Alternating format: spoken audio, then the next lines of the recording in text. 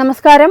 കേരളത്തിന്റെ മണ്ണിൽ അനുദിനം വേരുറപ്പിച്ചുകൊണ്ടിരിക്കുന്ന മയക്കുമരുന്ന് മാഫിയകളുടെ വിളയാട്ടം കേവലം ഒരു ക്രമസമാധാന പ്രശ്നമെന്ന രീതിയിൽ മാത്രം ലഘൂകരിച്ചു കാണാനാകില്ല. സംസ്ഥാനത്തിന്റെ സാമുദായിക സൗഹാർദ്ദവും സമാധാനാന്തരീക്ഷവും തകർക്കുക എന്ന ലക്ഷ്യത്തോടെ മാഫിയകൾക്ക് കൂട്ടുനിൽക്കുന്ന രാഷ്ട്രീയ സാമൂഹിക പ്രമുഖരെ തിരിച്ചറിഞ്ഞ് ഒറ്റപ്പെടുത്താനും സമൂഹം തയ്യാറാകണം. കേരളത്തിന്റെ നിലനിൽപ്പിനും നമ്മുടെ അടുത്ത തലമുറയുടെ ഭാവി സുരക്ഷിതമാക്കാനും ഈ വിപത്തിനെതിരെ വിട്ടുവീഴ്ചയില്ലാത്ത പോരാട്ടം നയിക്കേണ്ടത് ഓരോ മലയാളിയുടെയും ചരിത്രപരമായ ഉത്തരവാദിത്തം കൂടിയാണ്. കൊട്ടാരക്കരയിൽ പിടിയിലായ ഷിനാസിനെയും അരുണിനെയും പോലുള്ള ചെറുതും വലുതുമായ കണ്ണികൾ കേരളത്തിന്റെ ഒരു വലിയ ദുരന്തത്തിന്റെ മുന്നറിയിപ്പാണ് നൽകുന്നത്.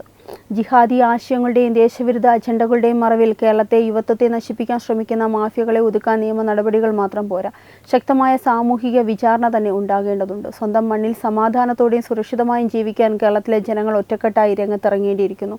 ഭരണകൂടങ്ങളുടെ കണ്ണു തുറപ്പിക്കുന്ന ശക്തമായ ജനകീയ പ്രക്ഷോഭങ്ങളിലൂടെയും കർശനമായ പോലീസ് നടപടികളിലൂടെയും മാത്രമേ കേരളത്തെ മയക്കുമരുന്ന് തീവ്രവാദ മാഫിയകളുടെ പിടിയിൽ നിന്ന് മോചിപ്പിക്കാൻ സാധിക്കൂ. അല്ലാത്തപക്ഷം വരും തലമുറകൾ നമുക്ക് മാപ്പ് തരില്ല എന്ന സത്യം നമ്മൾ ഓരോരുത്തരും തിരിച്ചറിയേണ്ടിയിരിക്കുന്നു. ഈ വാർത്തയെപ്പറ്റിയുള്ള നിങ്ങളുടെ അഭിപ്രായങ്ങൾ കമൻറ്റ് ചെയ്യുക. വാർത്തകൾ വേഗത്തിൽ അറിയാനായി ചാനൽ സബ്സ്ക്രൈബ് ചെയ്യൂ. വെബ് ഡെസ്ക് തത്തുമൈ ന്യൂസ്.